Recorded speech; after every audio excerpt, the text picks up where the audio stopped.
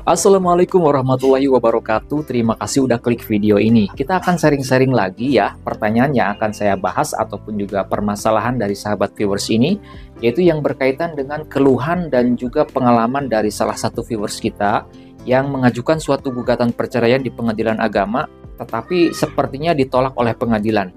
Nah, langsung saja kita bahas ya, seperti ini. Saya pernah alami sampai sidang 3 kali di titik itu tetap tidak putus dan biayaku habis. Jadi sahabat kita ini sudah pernah mengajukan gugatan cerai sepertinya ya ke pengadilan agama, sudah 3 kali, kemudian juga tidak putus ya, artinya mungkin ditolak oleh pengadilan. Kemudian biayaku habis, sepertinya sudah keluar banyak biaya, akhirnya balikan dengan berbagai syarat bermaterai.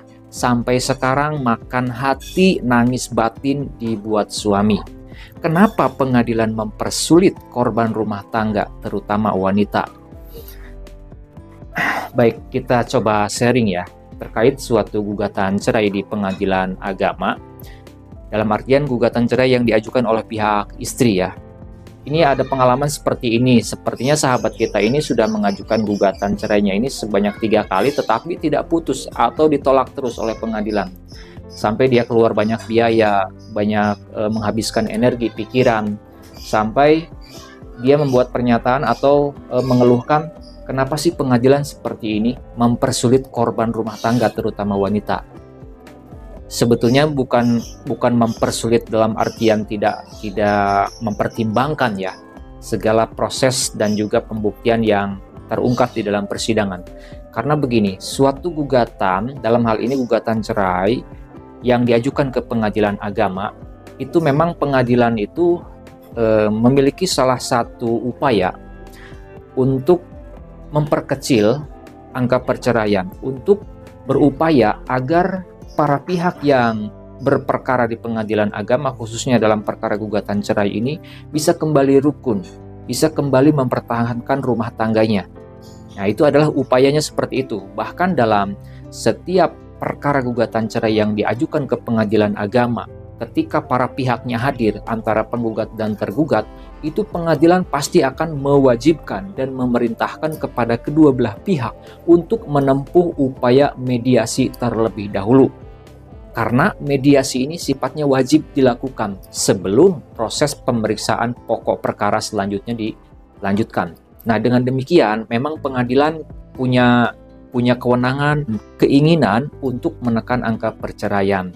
Bukan dalam arti mempersulit agar menolak gugatan daripada para pihak, bukan seperti itu sebetulnya ya. Karena pada dasarnya pengadilan agama itu kalau memang sudah ditempuh mediasi, tetapi ternyata tidak berhasil, mereka tidak bisa disatukan kembali, ya pengadilan agama pun tidak bisa memaksakan.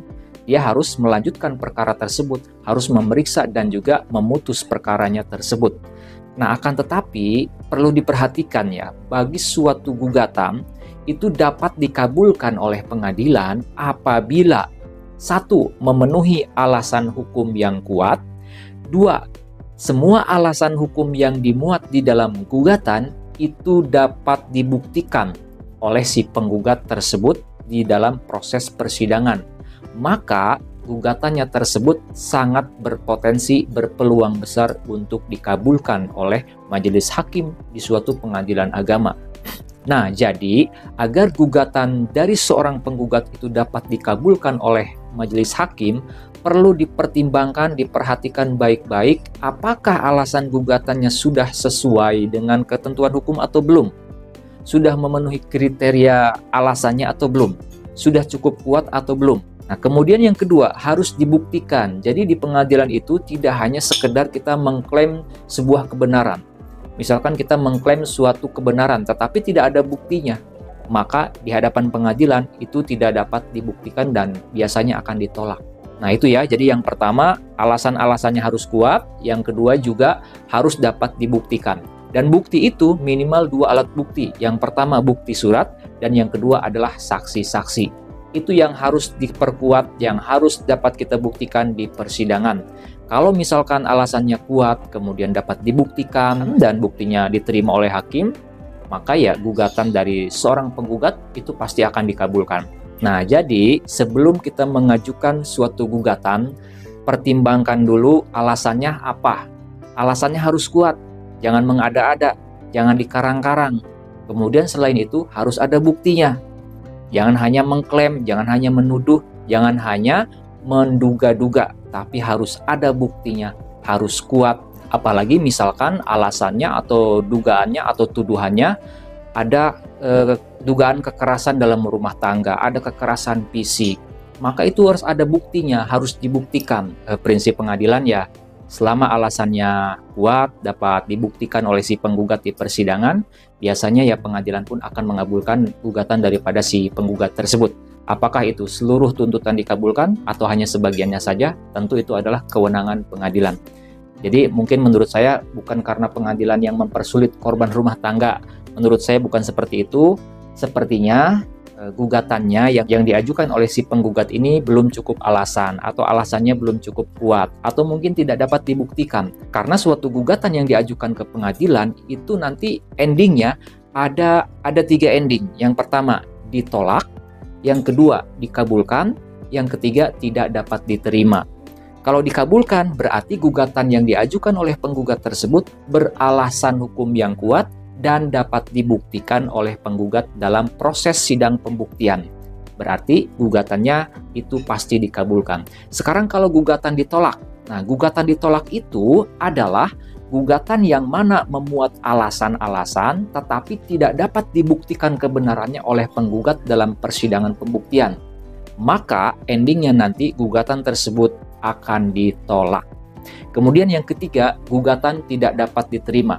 Nah, gugatan tidak dapat diterima ini biasanya gugatan yang misalkan salah dalam menulis identitas para pihak, salah menulis identitas tergugat, atau salah menulis alamat tergugat, atau ada sesuatu gugatan yang tidak jelas, tidak nyambung antara alasan-alasan yang satu dengan yang lainnya, atau antara alasan dengan tuntutan tidak ada kesinambungan, tidak nyambung. Intinya gugatan yang cacat, yang kabur, yang tidak jelas, yang salah alamat, obscure libel, atau misalkan salah dalam menentukan pengadilannya. Nah, itu kemungkinannya endingnya nanti gugatannya tersebut dinyatakan tidak dapat diterima. Itu saja yang dapat saya bahas, mudah-mudahan bisa menambah wawasan bagi kita semua. Terima kasih bagi yang udah nyimak, yang udah subscribe. Sampai jumpa di video-video selanjutnya. Assalamualaikum warahmatullahi wabarakatuh. I don't ever slow up, no I don't take shit. I got no love for the fakeness. If you wanna play tough and wanna hate this, I'll always show up and make a statement. I don't ever slow up, no I don't take shit.